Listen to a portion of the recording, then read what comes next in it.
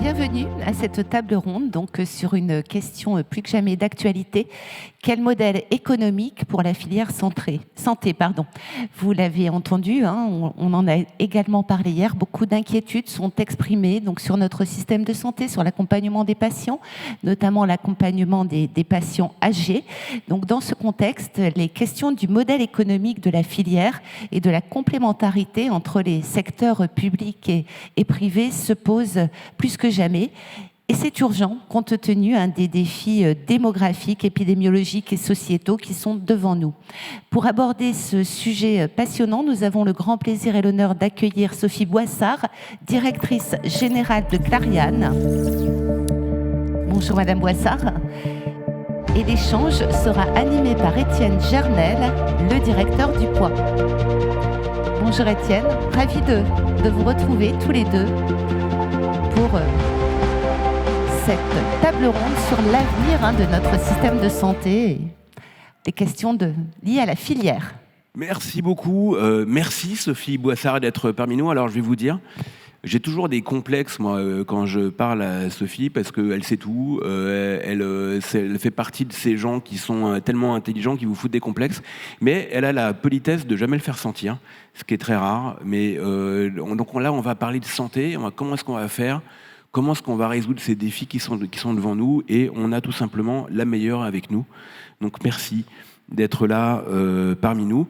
Et j'ai envie de commencer par le problème, quoi. Le problème, tout le monde, on voit bien, ça proteste, ça hurle, il y a des manifs de blouse blanche, on dit qu'on n'a pas de moyens, on dit qu'on ne va pas y arriver, la santé, comment est-ce qu'on va gérer tout ça ? Et il y a une espèce de discours fataliste. On va prendre le mur, et puis on n'a jamais de moyens, et puis on se lamente, et on se lamente, et on se lamente. Mais au fond, c'est quoi le problème de la santé en France ? Je ne sais pas si c'est... D'abord, merci beaucoup de m'inviter à participer à Futurapolis cette année. Je ne sais pas si c'est un problème, Étienne, ou si ça n'est pas, au fond, d'abord la conséquence d'une chance énorme que nous avons et qu'on ne mesure pas nécessairement. C'est les 30 années d'espérance de vie qu'on a gagnées depuis les 50 dernières années, ce qui est quand même pas mal. C'est la capacité qu'a eu la médecine et qu'a encore la médecine à accomplir des exploits tous les jours. Et on l'a vu avec le vaccin contre le Covid qui a été mis au point en quelques mois. C'est juste un exploit incroyable. Et du coup, la conséquence de cela, c'est que les enjeux de santé sont devenus absolument centraux. En fait, on sait qu'on veut pouvoir offrir à toute la population la meilleure chance d'une vie en bonne santé. Le tout dans un environnement où effectivement les modes de vie, la nutrition, les problèmes d'obésité, de la santé mentale créent finalement des nouveaux défis. Donc on sait surmonter des maladies infectieuses mortelles. Et en revanche, nous sommes tous des malades chroniques en puissance ou en réalité. Et donc, en fait, les besoins de santé se sont transformés en quelques années. Et évidemment, c'est tout un système qu'il faut ajuster pour qu'il puisse contribuer à cet objectif de vie en bonne santé. Non, notre malheur, c'est qu'on a de la chance, en fait. C'est ça. Et donc, la question, c'est comment on fait. Alors, il y a le premier sujet, c'est, avant de rentrer dans les défis, la démographie. En gros, ce qui va se passer, c'est qu'on va avoir de plus en plus de malades chroniques, de personnes âgées, et on va avoir des besoins en santé qui sont beaucoup plus importants. Aujourd'hui, c'est 11,9% du PIB, les dépenses de santé en France. C'est 17% aux États-Unis. Est-ce qu'il faut raisonnablement s'attendre à ce que nous tous, collectivement, d'une manière ou d'une autre, on dépense 30-40% de plus sur la santé dans les décennies qui viennent ? Je crois qu'effectivement, il y a la conjonction de deux phénomènes, la démographie, tu l'as dit, la situation de santé publique des populations, et puis les percées technologiques qui sont en train de se produire. Donc, si on prend les scénarios de l'OCDE, qui sont toujours intéressants. L'OCDE dit, sous l'effet du vieillissement de la population et sous l'effet des nouvelles percées technologiques et scientifiques, les pays de l'OCDE, en moyenne, vont dépenser 1,5 point de PIB de plus d'ici 2030 pour les dépenses de soins et de médicaments et de biens de santé. En moyenne, aujourd'hui, l'OCDE Europe, c'est 9%. C'est pas 11 ou 12, donc on est bien en dessous de la France. Et dans le scénario central de l'OCDE, ça met plutôt 9-10%, donc 1,5 point de PIB de plus pour la santé. Nous, en France, on a d'ores et déjà un niveau de dépenses beaucoup plus élevé, puisqu'on est à près de 12%, tu l'as dit. Est-ce qu'on peut faire mieux avec cet investissement qu'en tant que collectivité, on consent pour le bien essentiel qu'est la santé, ou est-ce qu'il faut s'attendre à dépenser encore plus ? Évidemment, on a plutôt envie, en tant que contribuable et dans un souci de soutenabilité, de faire mieux avec ce que l'on a déjà, et je suis sûre qu'il y a beaucoup de leviers. Donc toi, tu penses qu'on peut rester au même niveau de dépenses et faire mieux ? Je suis convaincue qu'on peut faire mieux, oui. Je suis convaincue aujourd'hui que quand on regarde la part, les 15 milliards qu'on dépense pour la prévention, ridicule dans la dépense de santé aujourd'hui, on peut faire beaucoup plus sur la prévention, on peut faire beaucoup plus sur l'activité physique adaptée, qui est la meilleure manière, et sur les efforts de bien se nourrir, qui est la meilleure manière de lutter contre le fléau qu'est aujourd'hui le surpoids, l'absence d'activité physique, avec tout ce que ça entraîne. Je suis convaincue qu'avec un pilotage de la politique de santé centré sur la hausse de l'espérance de vie en bonne santé, qui plafonne en France à 65 ans, alors qu'elle est plutôt à 70, y compris dans des pays tout proches de nous, en Italie ou en Espagne. Je suis convaincue qu'en prenant ce seul indicateur comme vraiment ligne directrice de toutes nos actions, pour tous les acteurs du monde de la santé, on peut faire mieux. Alors, parce qu'en fait, l'un des sujets sur la santé, c'est qu'on voit bien, on a des gens qui protestent, qui demandent des moyens, de l'argent, et puis il y a notre grand chéquier national, comment il s'appelle déjà, Emmanuel Macron, qui est le président du chéquier, qui fait des petits chèques comme ça. Alors j'ai débloqué 22 millions, j'ai débloqué 70 millions, mais il y a une limite. On voit bien que la dette publique française qui a atteint 3 000 milliards, donc en fait il va falloir procéder différemment, et c'est là qu'intervient la question de la concession, de la délégation de service public, à quoi sert le privé dans un service public, puisque la santé c'est un service public, on peut dire les choses comme ça. La santé, c'est un service essentiel. Les services de santé sont un service essentiel et qui est très largement aujourd'hui confié à des structures publiques. Donc, ce sont donc opérés comme un service public. Mais il y a aussi des services qui sont confiés à des acteurs privés. D'abord, toute la médecine de ville. Donc, ça reste un service essentiel, évidemment. Mais c'est aux mains de structures ou de professionnels qui opèrent dans un cadre privé. Donc il y a bien les deux aujourd'hui. Mais alors, on a l'impression parfois, quand on est en France, que le privé, il y a une forme de réticence à bon, mais pourquoi est-ce qu'on ne rajoute pas des lits dans le public, avec du public et encore du public ? Est-ce qu'il y a une réticence culturelle en France à ça ? Ou est-ce que c'est une impression que j'ai ? Je pense qu'on confond beaucoup de choses, en fait, sous cette dimension publique-privée. D'abord, je crois il y a une chose qui est non négociable, c'est que la santé, c'est un bien essentiel, un bien supérieur, un bien qui n'a pas de prix, d'une certaine manière. Enfin, c'est sans prix, premièrement. Deuxièmement, le patient n'est en aucun cas un client ou un consommateur comme un autre. Quand on est patient, et ça nous concerne tous, on est dans une situation d'infériorité. Parce qu'il s'agit de nous, parce qu'on ne sait pas et qu'on se confronte à un professionnel, à une institution qui, elle, sait. Donc on est dans une situation de dépendance. Et qu'on a peur parfois. Et que ce qui se joue, c'est sa vie, son intégrité, et que donc la relation est fondamentalement déséquilibrée. Donc elle ne peut pas se traiter comme une relation de client à fournisseur classique. Donc c'est un bien essentiel, supérieur, dans lequel le bénéficiaire du service n'est pas un client en aucun cas, ne peut l'être, et qui doit s'exercer dans un cadre protecteur des intérêts du patient, protecteur de la santé publique et protecteur aussi, c'est peut-être le dernier élément, des deniers publics, puisque nous sommes tous, en fait, avec nos cotisations, avec nos impôts, les contributeurs, les financeurs de ce service qui finalement est un des services fondamentaux de notre communauté. Donc par nature, c'est un champ d'activité, c'est un service essentiel dont la puissance publique doit s'occuper et qu'elle doit organiser. Ça, c'est, je dirais, c'est le socle même du raisonnement. Est-ce que ça veut dire que la puissance publique doit être l'opérateur de tous les services de santé ?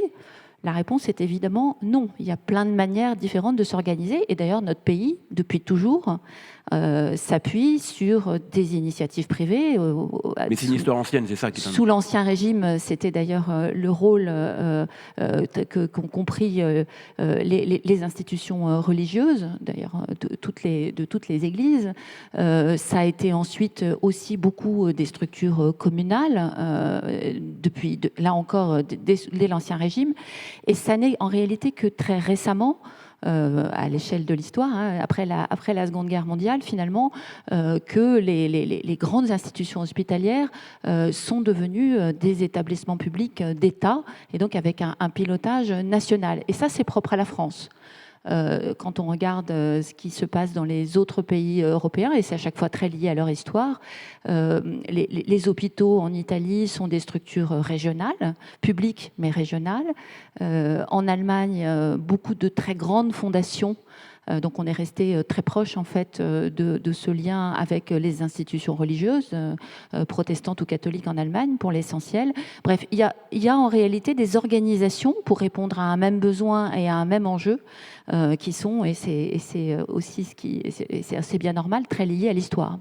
Ah oui, parce que vous, en fait, Clariane, que tu diriges, est présent dans 7 pays. 7 pays d'Europe, oui. 7 pays en Europe, dans le secteur qui est connu sous le nom de Corian, avant qui est notamment, mais qui est le grand âge, mais aussi beaucoup dans les services de santé. Exactement. Ce qui a tendance à croître d'ailleurs dans le groupe. Les services, donc nous, aujourd'hui, chez Clariane, nous faisons nous œuvrons dans 3 champs d'activité. Effectivement, auprès de personnes âgées, fragiles ou dépendantes. Donc là, ce sont souvent des établissements médico-sociaux, des maisons de retraite médicalisées, et ça dans les 7 pays où nous sommes. Dans le champ sanitaire, donc les services de santé, et plutôt en relais des hôpitaux ou des structures très spécialisées pour la prise en charge de patients chroniques, donc dans le cadre de soins de réadaptation, en santé mentale également. Donc tout ce qui est finalement l'accompagnement post-période aiguë de patients pour les aider à retrouver le maximum d'autonomie. On appelle les SMR dans le jargon, c'est ça ? Exactement. Et puis tout ce qui est services et soins à domicile, hospitalisation à domicile et services à domicile, qui est finalement aujourd'hui, à travers des réseaux comme Petit Fils ou des réseaux d'hospitalisation à domicile, le champ dans lequel on accompagne le plus de personnes au quotidien. Donc c'est un peu moins d'1 million de personnes accompagnées ou prises en charge ou soignées à travers l'Europe. Et c'est peut-être les segments de la santé dans lesquels l'État est le moins présent. Les structures publiques sont effectivement beaucoup plus présentes en France, en tout cas, dans le champ hospitalier stricto sensu. Le champ hospitalier étant donc les services d'urgence, les services de chirurgie et de prise en charge aiguë. Et effectivement, les acteurs publics, associatifs ou d'ailleurs ou privés sont présents plutôt dans l'environnement, dans l'écosystème autour du secteur hospitalier. C'est l'organisation française. Et puis évidemment la médecine de ville qui est confiée à des professionnels de santé libéraux, des médecins, qui eux sont organisés avec leur ordre et qui contribuent évidemment à cette politique de santé en France. Donc on voit bien que c'est un écosystème qui occupe d'ailleurs, on oublie souvent de le dire, 14% de la population active en France aujourd'hui. Ah oui. C'est un secteur d'activité absolument majeur qui dessert tous les territoires et dans lequel finalement les modèles économiques et les modes d'intervention combinent différents univers. Et pour revenir sur la question que tu posais, Étienne, qui est de se dire quelle perspective et quel est le bon mode, quelle est la bonne organisation des services de santé pour répondre aux défis. Je pense qu'un des sujets, alors qu'il est aujourd'hui vraiment devenu courant de parler de la planification écologique, et je pense que c'est très bien, je suis convaincue qu'on a besoin d'une planification au bon sens du terme pour répondre à ces enjeux de santé. On n'a pas de lieu aujourd'hui dans lesquels on discute des enjeux de la filière. Et la filière au sens filière d'activité et filière de service. On a un Parlement qui définit un budget chaque année, avec quelques indicateurs, mais qui sont quand même très financiers. On a des lois qui définissent un peu des objectifs de santé, mais il n'y a aucun endroit où l'on discute avec l'ensemble des représentants de la filière, qui encore une fois occupent 14% de la population, pour lesquels il faut former, parfois pendant de très très longues années, des professionnels hyper pointus, pour lesquels les investissements à réaliser sont absolument massifs. Donc il n'y a pas de vision de long terme qui est débattue en réalité. Et c'est ça qui manque.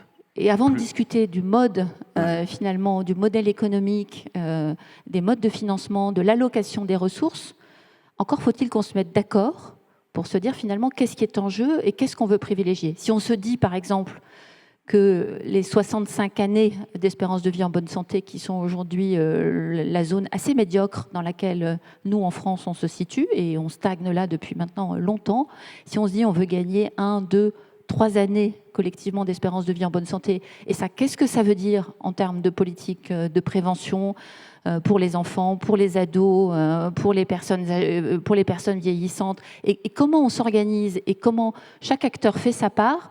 Aujourd'hui, il n'y a pas d'endroit où on en discute sous cette forme-là. Et alors, pardon, vas-y.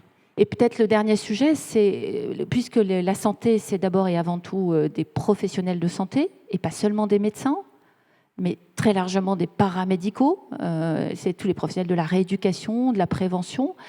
Aujourd'hui, la vision métier, elle n'est portée de manière unifiée nulle part. Donc on a des quotas pour la formation des infirmières, des quotas pour la formation des kinés, et on n'a pas une vision complète en se disant de combien de professionnels de santé va-t-on avoir besoin d'ici 2030, et a-t-on les moyens, s'est-on donné les moyens de les former en nombre suffisant. Est-ce que ce n'est pas une maladie spécifiquement française, le malthusianisme ? Ce qui est très frappant, c'est qu'on s'aperçoit que finalement la philosophie de Montesquieu et de Tocqueville a été beaucoup plus appliquée chez les anglo-saxons que chez nous. Mais nous, on a importé Malthus, qui s'est toujours trompé sur tout, comme chacun sait. C'est quand même le penseur le plus bête de l'histoire. C'est effrayant. Il y a lui et Sartre, qui se sont toujours trompés sur tous les sujets. Est-ce que c'est typiquement français, ou est-ce qu'on trouve ça ailleurs, ce truc de mettre des quotas, et puis après on n'a plus personne pour soigner ? Alors, d'une manière ou d'une autre, tous les pays européens que je connais réglementent l'accès au diplôme médical ou paramédical, d'abord pour s'assurer qu'effectivement les compétences professionnelles et la supervision de ces métiers qui ont une responsabilité éminente est bien là, et puis parce que y a aussi une forte dimension ordinale au mauvais sens du terme. C'est aussi une manière de protéger aussi des écosystèmes professionnels, et donc effectivement la rareté fait aussi participe aussi de l'attractivité du métier. Tous les pays sont confrontés aujourd'hui à cette transition démographique très rapide. Je regarde aujourd'hui l'Allemagne. L'Allemagne est en train de réaliser qu'elle vieillit à grande allure. Aujourd'hui, elle a déjà plus de 25% de sa population qui a plus de 65 ans. Ils ont fait leur transition, leur baby-boom avant la Seconde Guerre mondiale. Donc, ils ont vraiment aujourd'hui des classes, et par ailleurs, leur natalité a baissé beaucoup plus vite que chez nous dès les années 70. Donc, ils ont un énorme problème de transition démographique. Et ils sont en train de réaliser que les ressources soignantes, médicales, mais surtout paramédicales, sont vides, complètement vides. Donc, il y a aujourd'hui une tension énorme entre se dire finalement, est-ce que je maintiens des règles très très rigoureuses sur les quotas de personnel soignant dans les hôpitaux, dans les structures médico-sociales, Est-ce que je desserre ces quotas, mais est-ce que ça veut dire que je vais faire baisser la qualité? Est-ce que je recours massivement à l'immigration ciblée? Mais les choses sont évidemment complexes, à la fois du point de vue des personnes candidates à ce type de parcours, de leur insertion, de leur formation. Aujourd'hui, le système de santé allemand post-Covid est en crise complète. Et le marché du travail est vide, totalement vide. Donc aujourd'hui, ils cherchent vraiment la bonne réglementation. Donc il faut, quand on se compare, on se console parfois. Et cette crise généralisée, qui est probablement aussi liée au chamboulement du Covid, le Covid a à la fois montré à quel point les professionnels de santé pouvaient faire preuve d'un engagement et d'une capacité de réactivité hors norme, mais ça a aussi brûlé beaucoup de forces. Beaucoup de professionnels se sont retirés. C'est un choc, ce Covid, au sens plein du terme, c'est-à-dire qu'on ne reviendra jamais à l'état avant choc. On a été transformé, le système s'est transformé. On a perdu beaucoup de force dans la bataille, et pas seulement les victimes, les millions de victimes du Covid, mais aussi ceux ou celles qui se sont engagés auprès d'elles. Et donc, il faut que le système retrouve un nouvel équilibre. Est-ce qu'il n'y a pas aussi un phénomène post-Covid, tout le monde a découvert, pour ceux qui n'avaient pas découvert, Zoom, le télétravail. Le télétravail, c'est comment dire, les gens qui sont chez eux en pyjama et avec une chemise par-dessus et qui se font des cappuccinos avec le nuage en forme de cœur. Ouais, oui, bien sûr. Et puis, il y a des professions dans lesquelles on ne peut pas faire ça. La restauration, le soin, par exemple. Où il faut être là, il faut être sur place. Il faut y être souvent tard, en plus, ou tôt, parce que les gens dont on s'occupe aussi le week-end, on s'occupe aussi le dimanche soir. En général, ils peuvent être malades le week-end. On peut être malade le week-end. En effet, voilà, ça arrive. Et alors, est-ce qu'il n'y a pas un problème culturel de fond pour tous les métiers du soin et de la santé où il faut être là? C'est-à-dire qu'on ne peut pas s'occuper des gens.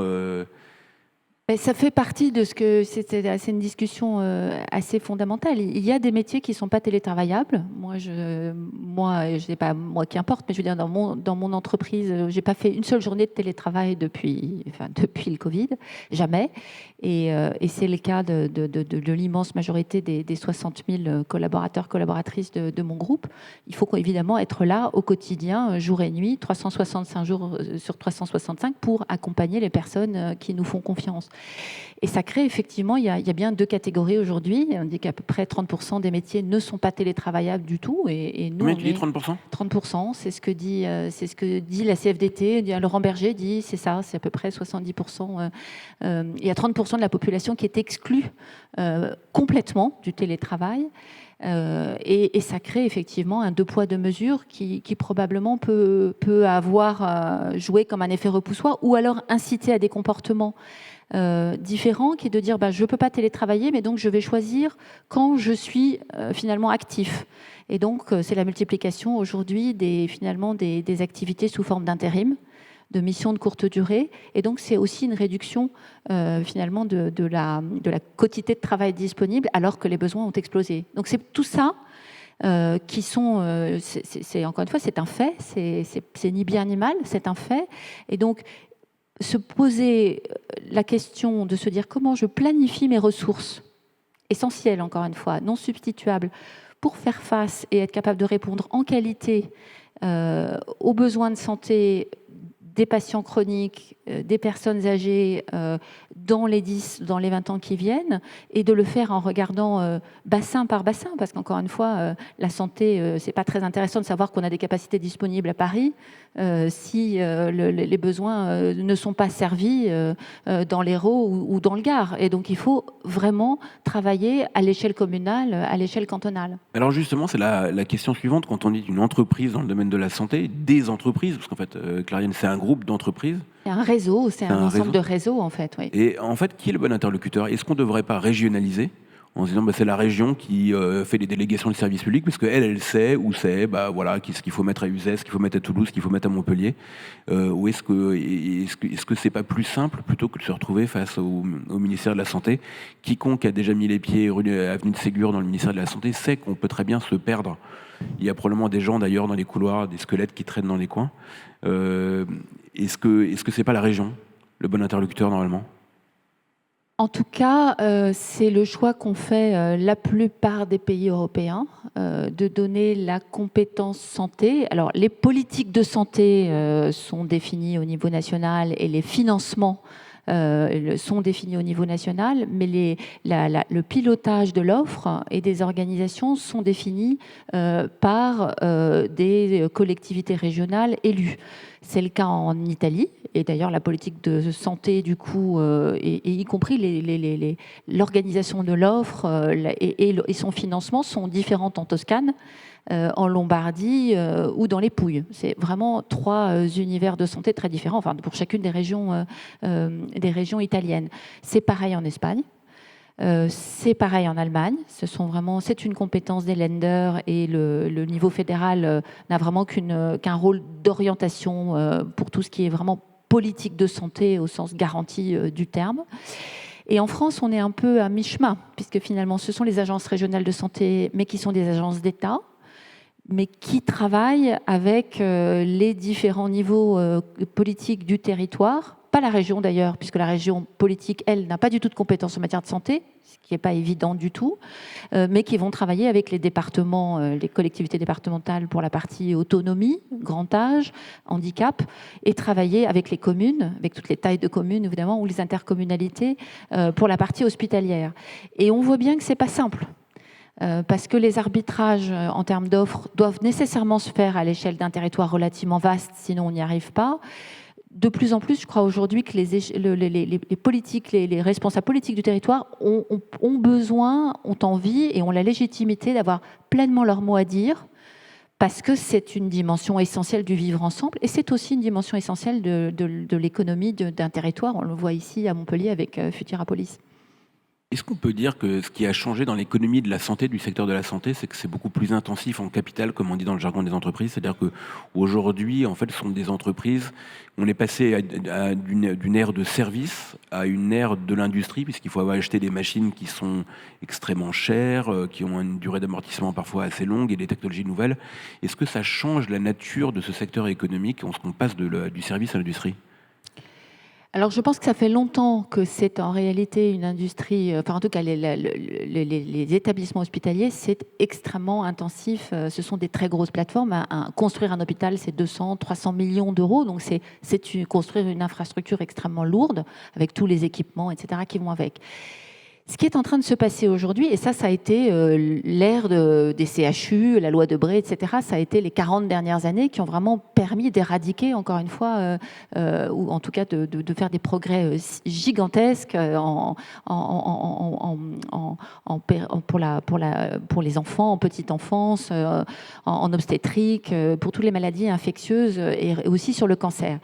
Ce qui est devant nous maintenant, c'est autre chose, et ça veut dire de nouveaux investissements, probablement massifs, mais très différents, et il faut qu'on repense complètement le modèle. Ce qui est devant nous, c'est le défi des maladies chroniques. Qu'est-ce que c'est qu'une maladie chronique? C'est une maladie qu'on peut soigner, mais globalement qu'on ne guérit pas.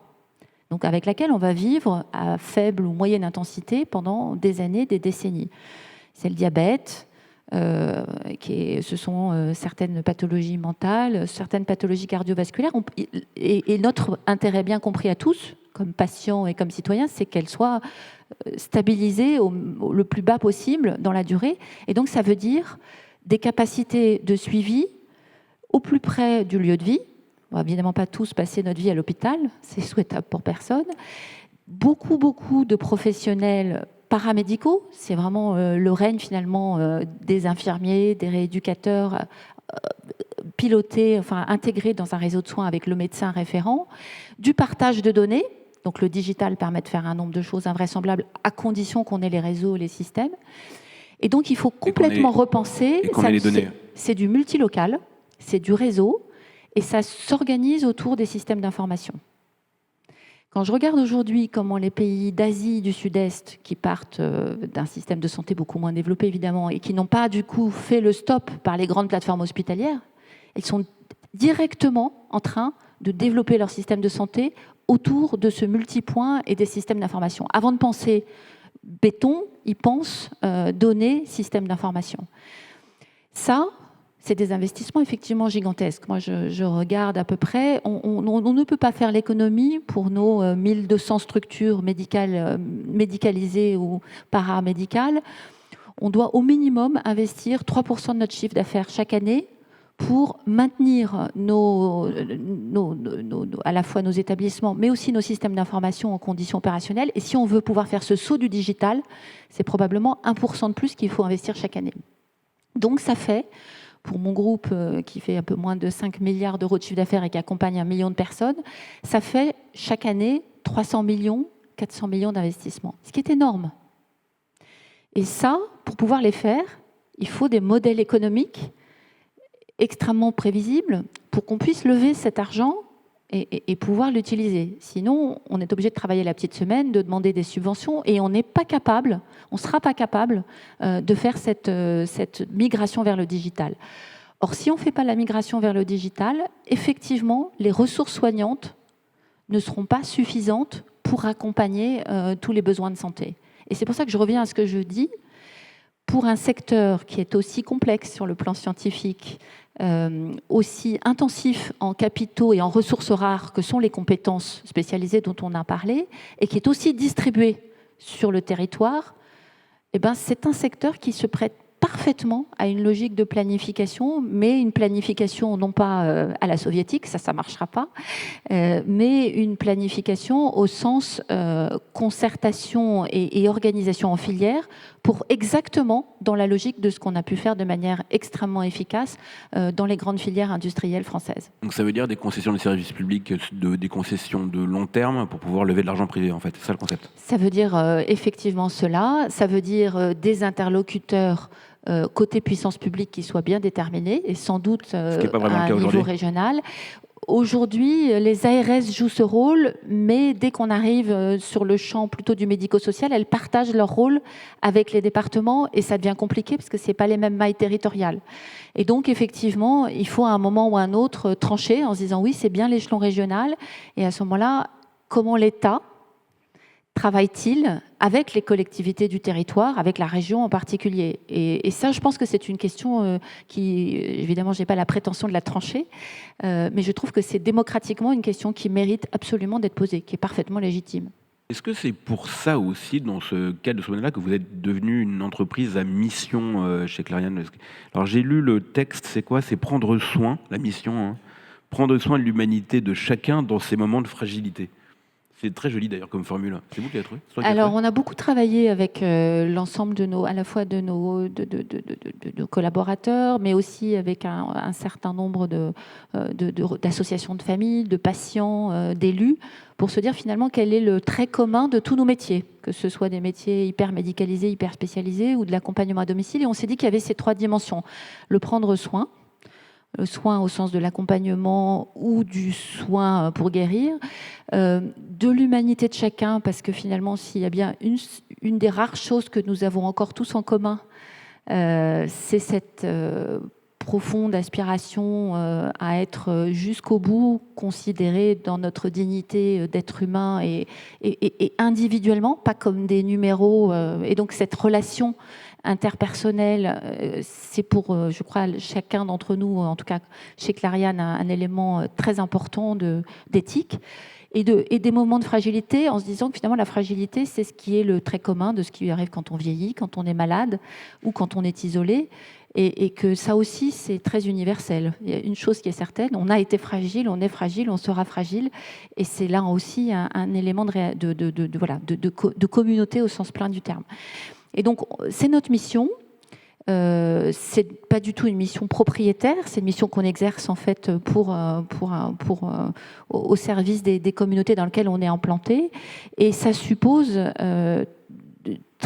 ça suppose pour nous d'être en permanence en dialogue finalement avec les objets de nos soins et aussi les collectivités que l'on sert, les communautés que l'on sert, et donc d'avoir des lieux finalement où ce dialogue peut se nouer, très local, autour d'un hôpital, autour d'une maison, au niveau à l'échelle d'un pays ou d'un territoire, et puis même d'ailleurs à l'échelle européenne. Donc on essaie de faire fonctionner cela. C'est pour nous régler et pour être, je dirais, juste dans nos services. Ça n'est en aucun cas le lieu dans lequel peuvent se discuter ces questions éminemment politiques qui sont celui du modèle économique, des arbitrages, des priorités et encore une fois de la filière. Et moi, si j'avais un seul vœu à formuler aujourd'hui pour la politique de santé en France, c'est encore une fois cette création d'une filière pour un secteur qui le vaut bien, voilà, au sens en fait, pas marchand du terme. Si j'avais des économies, il faudrait que je les investisse dans la santé, c'est un bon secteur. Ça dépend. Je pense que si tu veux vraiment gagner énormément d'argent, il vaut mieux que tu investisses dans le luxe, l'hyperluxe. Maintenant, si pour faire œuvre utile, et en tout cas en étant sûr que quoi qu'il arrive, c'est un besoin qui ne disparaîtra pas et dans lequel on aura toujours besoin d'acteurs et d'institutions de qualité, alors oui. Donc c'est toute une question. Ça n'est certainement pas un lieu d'hyper-profit et ça ne doit jamais l'être. Je dois dire par ailleurs que je suis moi convaincue qu'une grande partie des controverses actuelles serait résolue si on se donnait la peine de définir un cadre de bénéfice raisonnable.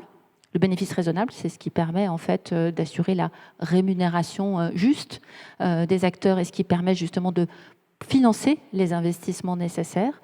Je pense qu'on devrait poser ce cadre du bénéfice raisonnable et ça permettrait de sortir très largement des débats aujourd'hui sur la légitimité du public, la légitimité du privé, à but lucratif, non lucratif. En fait, je pense que... Il faut définir une fourchette, en fait. Il faut définir un niveau de bénéfice, de rémunération des capitaux investis, pas très très compliqué, de manière à ce que justement ces capitaux puissent s'investir dans un cadre clarifié et avec la visibilité nécessaire. Et qu'ils n'aillent pas s'investir uniquement dans des secteurs ou des activités très spéculatives qui ne servent pas le bien commun. Oui, c'est-à-dire que la chirurgie esthétique, c'est ça ? Ah non, je ne porte pas de jugement moral. Je pense que la chirurgie esthétique, d'abord, c'est un sujet complexe. Elle peut être réparatrice. Oui. Elle peut participer de choses tout à fait éminemment respectables. Mais en tout cas, ce qui est sûr, c'est que la santé n'est pas un bien marchand. Intrinsèquement et mérite du coup une régulation et un statut à la hauteur de ce qu'elle représente pour chacun d'entre nous. Alors j'ai une toute dernière question. On parle beaucoup des problèmes de recrutement dans le domaine de la santé, mais chez Clariane, il y a une université d'entreprise. Je ne sais pas si c'est comme ça que ça s'appelle exactement, en tout cas il y a de la formation interne. Qu'est-ce qu'ils disent les jeunes qui viennent là-dedans? Qu'est-ce qu'ils racontent? Pourquoi ils viennent là? Qu'est-ce qu'ils veulent dans la vie? Qu'est-ce qu'ils viennent faire là? C'est intéressant de savoir ce qu'ils veulent dans les... Absolument. Alors nous avons effectivement une université d'entreprise qui forme chaque année 3000 personnes en France, ce qui n'est pas rien. Et 7000 personnes à l'échelle européenne avec 3 grandes filières. Une filière des métiers du soin, donc ce sont des jeunes qui vont venir pour devenir aides-soignants, des aides-soignants confirmés qui veulent devenir infirmiers parce qu'ils n'ont pas fait ces études infirmières au sortir du lycée et qu'en réalité ce sont des métiers de promotion professionnelle. Et puis il y a aussi beaucoup dans nos filières, dans notre académie du soin, beaucoup de médecins ou d'infirmiers confirmés qui veulent faire des diplômes universitaires pour se spécialiser ou ajouter une spécialité à celle qu'ils ont déjà. Donc il y a vraiment le trait commun des métiers de la santé, c'est cette aspiration profonde et sans cesse renouvelée à se perfectionner, à vouloir maintenir à vouloir aller chercher à chaque fois le meilleur des connaissances pour être le meilleur soignant possible. Et ça, je crois que ça fait partie de l'éthique et de la dynamique de ces métiers. Moi, je suis fascinée par la force. La force de ce levier dans la culture professionnelle des métiers du soin. Donc, qu'est-ce qu'ils cherchent, pour répondre à ta question ? C'est vraiment ça reste aujourd'hui, et heureusement, des métiers de vocation. Donc, il y a cette dimension de se dire, je veux être utile. Ce sont aussi des métiers qu'on peut exercer de 1001 manières. On peut les exercer chez Clariane, auprès de personnes âgées. On peut les exercer en petite enfance. Enfin, il y a 1001 manières dont on peut l'exercer de manière libérale, comme salarié. Il y a 1001 manières, en fait, d'être soignant. On est toujours utile, mais ce sont aussi des métiers dans lesquels on donne beaucoup de soi-même et dans lesquels, finalement, le fait de pouvoir régulièrement se reposer, se retremper et se régénérer finalement pour pouvoir rester fidèle à sa vocation est essentiel. Et donc, d'où l'importance de la formation initiale, continue, de perfectionnement, et d'où l'importance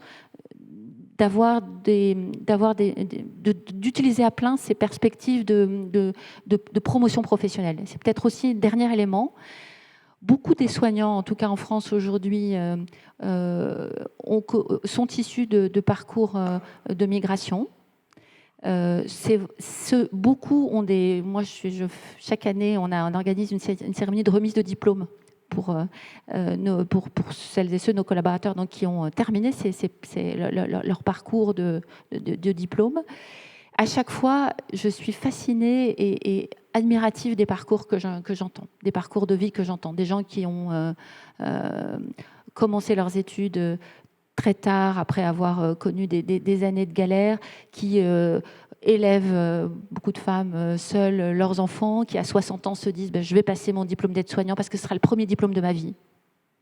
Et que pour mes enfants, ça veut dire beaucoup, parce que finalement, c'est ma compétence, mais elle sera reconnue par un diplôme d'État.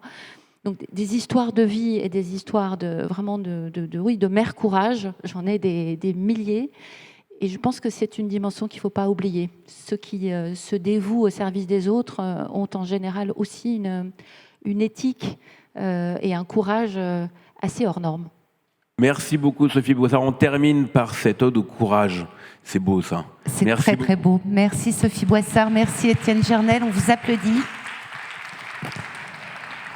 Et on se retrouve donc à 14h15 pour la suite de Futurapolis Santé. Nous partirons à la poursuite des biomarqueurs sanguins et vous verrez tout ce qu'ils permettent, notamment en cas de maladie d'Alzheimer ou de schizophrénie.